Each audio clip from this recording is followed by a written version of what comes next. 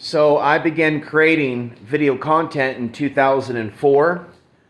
And so my mother is white. She was born in Oregon in 1960. My father was born in Afghanistan in 1950. And he came over in the late 60s, and they met in the late 70s in the discotheque era of Staying Alive.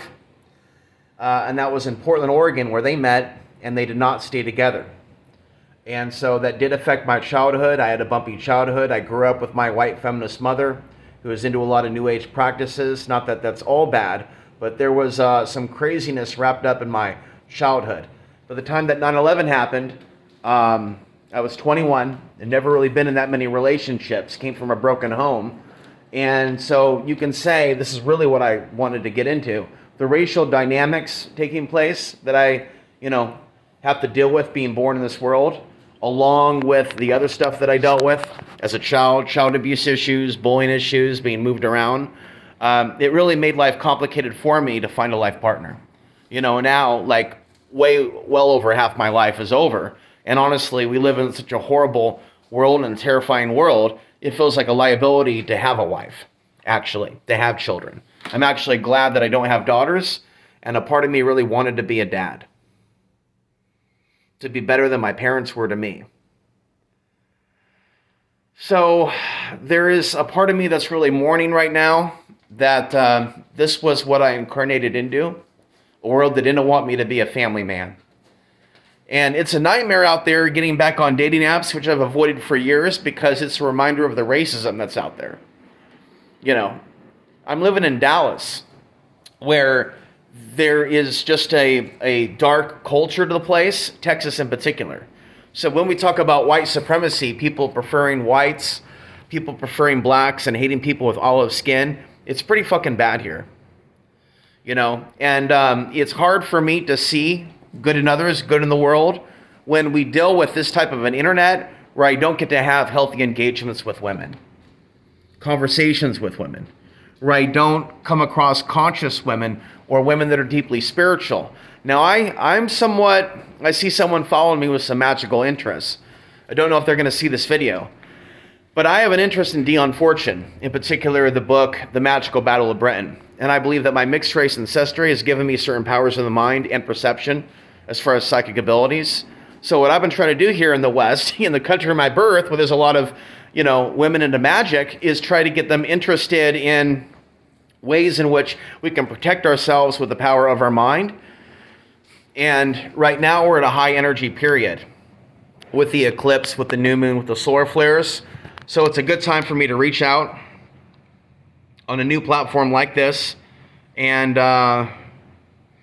see if I can make some real world friends. But things are looking really, really grim right now, especially locally. And in this suburban urban blight backdrop that I'm in east of Dallas, it's next to impossible for a guy like me to make friends with the opposite sex. I'd have to be really nasty, get on some sort of I don't know. But I don't play games, is my point. So it's painful for me to go through this. But I think that what we're really dealing with is a nation of people that have been turned evil. They don't even get a chance to know someone or watch their content. People believe that it's safer to hate someone. And that's what I'm dealing with. So living in Texas, it's 24/7 spiritual warfare, especially when you want to love someone and you can't. Right now, I'm abstaining from certain things that men typically do in our society. And I see society as culpable, basically, partially responsible for people becoming so isolated that they end up dysfunctional or addicted to porn, where they're not able to have real relationships. So I don't believe that I'm on the same footing ground of a regular white person with my ancestry. And due to the norms in Islam, I just can't go walk up to a woman in a hijab, introduce myself, and give her my website or give her my Substack. It's forbidden. It's against the rules. I don't agree with that. I don't agree that I should be forced to only hang out with women of my mother's ancestry, because more often than not, they're not going to like the part of me that my father has influenced. My mother didn't like it. Other women don't like it, and I'm exposed to a shitload of racism from women through social media. It seems like I can't find anybody they're actually caring and loving.